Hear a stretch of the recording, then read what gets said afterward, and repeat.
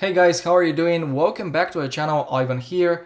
In today's video I'm going to show you a watch that I've wanted for a very long time, but I just couldn't find it for a decent price locally. So I finally had to import it from Japan, and I'll tell you more about that later on in the video. So this is the MRG-G1000DC-1AJR. It's a top of the line G-Shock which comes with all the bells and whistles. It has a full titanium construction, GPS, it's tough solar, and it has a hefty price tag.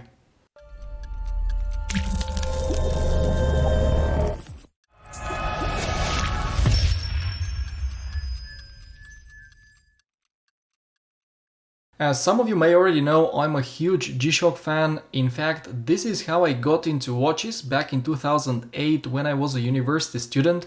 Long story short, it was my birthday and I wanted to buy myself something nice, so I got the GD100 with a negative display and I absolutely loved it. Then a few years later I got into mechanical watches. However, I never stopped being interested in G-Shocks, and here I am in 2021 with 8 out of my 30 watches or so being G-Shocks. The MRG I'm showing you today is my latest acquisition. This particular model is from 2016, which makes it hard to find in Europe as it's been discontinued for at least 3 years. That's why I bought mine from a Japanese seller on Chrono24, and right now that's probably the only place where you can find this watch available. I paid exactly 2,128 euro, and that included FedEx shipping from Japan to Spain, which is not bad at all considering that the retail price of this watch is 308,000 yen, and that is equivalent to a little bit more than 2,400 euro. Luckily guys, I didn't have to pay any tax or import fees. I was anticipating to pay at least 400 euro or so, but miraculously I got away with it and I wasn't charged a single penny. By the way, the name of the Chrono24 shop is Happy Time, in case you want to check them out, as they still have a few of these in stock. My experience with that seller was extremely positive, the communication was great, and I didn't have any problems with the transaction at all. Alright guys, this is the box the watch comes in. It definitely feels a bit more premium than your typical G-Shock tin can. It's made of hard glossy plastic and it's padded with beige leather on the inside. It's nothing mind-blowing, but it's alright for the price. You also get a user's manual, which I promise you will use more than once as the operation of the watch is not as straightforward as you may think. Finally, this is your price tag, and these are the extra links that I have removed. Now let's talk about the dimensions. This is a G-Shock guys, and it's not a small watch. Personally, I have no problems with that. G-Shocks are supposed to be big, and their oversized design plays a big role in why I like them so much. That being said, it's not as big as some other models, and I'll make a few size comparisons later on. The case diameter is a bit confusing because you have a lot of buttons, a big crown, and crown guards. So if we measure it at its narrowest, excluding the buttons, then it's just 44 millimeters. But if we measure it horizontally, including everything, then it's almost 50 millimeters. The thickness is 16.9, and finally the lug-to-lug comes at 54 millimeters, which I know sounds bad, but the integrated bracelet has fully articulating end links, which really help with the wearability. Speaking of which, here is the watch on my 17 centimeters or 6.7 inch wrist, looking absolutely gorgeous and feeling extremely comfortable thanks to its full titanium construction. The wrist presence guys is incredible, and I can't stress enough how cool this watch looks in person. However, I wouldn't recommend it to people with wrists smaller than 16 centimeters in circumference. Finally, sized for my wrist, this MRG weighs 144 grams, and that's pretty impressive considering its large dimensions. The next thing I want to talk about is the design, the build quality, and the finishing. The design is obviously true to the brand's DNA. It's angular with oversized buttons and crown. The watch looks mean and durable, but also somehow elegant due to the choice of colors and materials. I absolutely love the copper accents, and in my opinion, this is one of the best looking MRGs out there.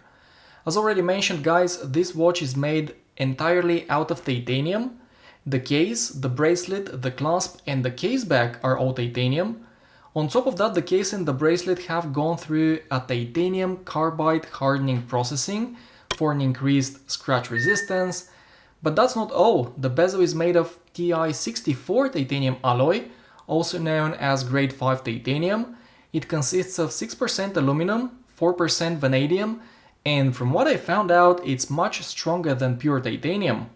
As most of you know, titanium is a metal that's more difficult to work with compared to stainless steel, and that's why I find the overall finishing of the watch to be incredibly impressive.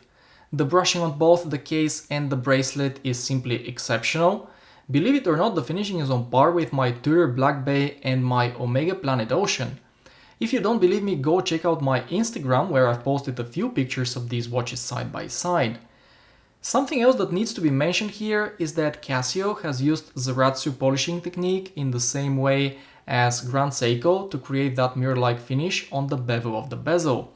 So guys, as you can see, Casio has made a lot of effort to make this MRG look and feel as premium as possible. Now let's have a quick look at the bracelet and then we move on to the dial and the different features the watch has. Once again, the finishing here is flawless, and I don't know if it's because of the titanium or not, but it feels very smooth. I can't really explain it, but compared to my stainless steel watches, it just feels better to the touch. If you own any titanium watches, please let me know in the comments below if you know what I mean. Then the articulation of all the links is excellent, and that of course adds to the overall comfort. The individual links are held together by pins and collars, which by the way I started to think that are better than screws. Many of you will disagree, but that's fine, I'll argue with you in the comments. Another thing that is super interesting about the bracelet, guys, is that it is very similar to Grand Seiko and Seiko LX Divers bracelets. I even dare say that they are built by using the same machine, and here's why I think so. You see how the center links are held to the outer links? And do you also see these dots on the side of each link?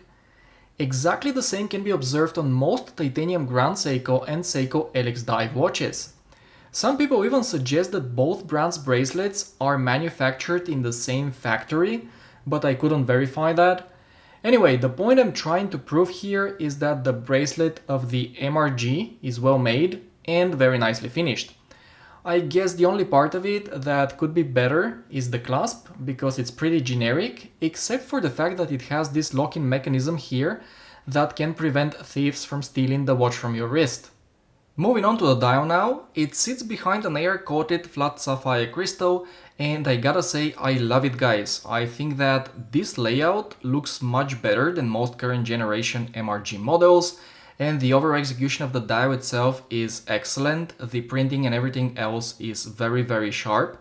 Perhaps the hands could be painted a bit more carefully, as there are a couple of imperfections when you look at them at a macro level. However, none can be spotted with the naked eye. The dial also has quite a bit of depth because of the 3-dimensional hour markers, which I've always been a big fan of. Another nice touch is the seconds hand being red, and I also appreciate that Casio has put a cap on the top of the handset stem. To me, small things like these really impress me, as it means that the manufacturer cares about attention to detail. If I had to complain about something though, that would be the 24 hours indicator subdial at 10 o'clock. I just find it unnecessary. I think that a power reserve indicator instead would have been much more useful in my opinion. When it comes to the features, this is not the most feature-packed Casio you can buy. In fact, a GW2400 Rangeman is way more functional than this or any MRG. That being said, the watch is still quite capable. Obviously, the star of the show here is the GPS connectivity that guarantees the watch will always show the correct time no matter where in the world it is. The 6-channel atomic timekeeping is also on board. And just like the GPS, it works flawlessly here in Spain. There is no Bluetooth connectivity, so you can't set things up through the G-Shock app, and that's why you occasionally need the manual. The rest of the features I'm sure you're familiar with, but let's go through them anyway. Right now the watch is in timekeeping mode, where you can check the day of the week, and the subdial at 8 o'clock shows the time in a second time zone. In this case, mine is set to Bangkok. From here, if I press the C button, which is this one, the watch will go into stopwatch mode. Unfortunately, the measuring capacity of it is only 24 minutes. On top of that, the hour and minute hand can obstruct the view of the subdial at 8, which is responsible for giving you the elapsed time. The next mode is the 24-hour countdown timer. You can set the time interval by using the crown. Then you can use the buttons on the right to start, stop and reset, just like when we were in stopwatch mode. Then the last mode is alarm. Setting it is done with the crown, so it's pretty easy, but I doubt anyone will ever use it as it's just a single alarm and there is no snooze alarm, but it's there as a backup if you need it. Then pressing the C button again brings us back to timekeeping mode. And finally, if you press that same button for 4 seconds,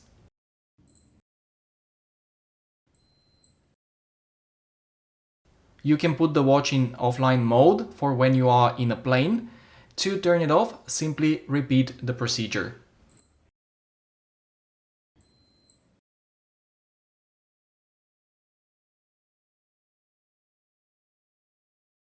Finally, let's have a look at the LED backlight. It glows white and it's not the coolest I've seen, but it's very useful.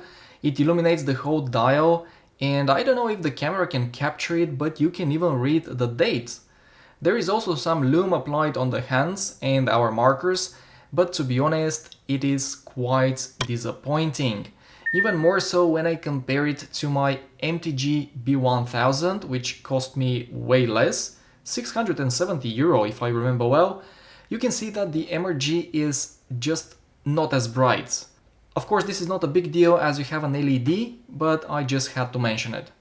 Alright, now that I've pulled out my MTG, let's see how both watches compare next to each other. The MRG is about 20 grams lighter, it has a smaller case diameter and a more compact lug-to-lug, however it is 2.5 millimeters thicker.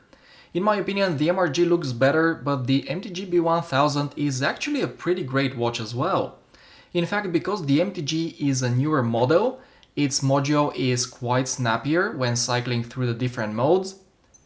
In terms of features, both watches are pretty much identical, except that the MTG is made out of stainless steel instead of titanium, and it has Bluetooth connectivity instead of GPS. Finally, the MTG B1000 is significantly cheaper, as I already said, and that actually makes it a great alternative.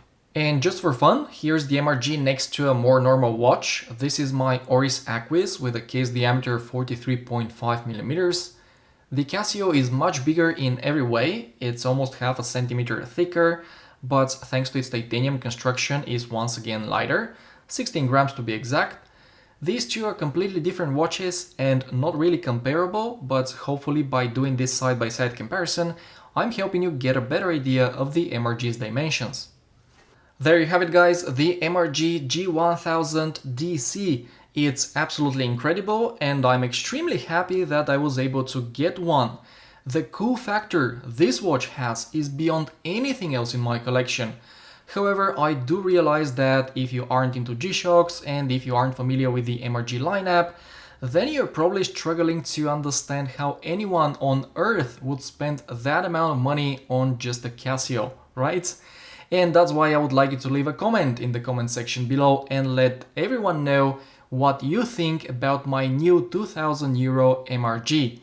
That's all for today guys, thank you very much for watching, take care and I'll see you in the next one.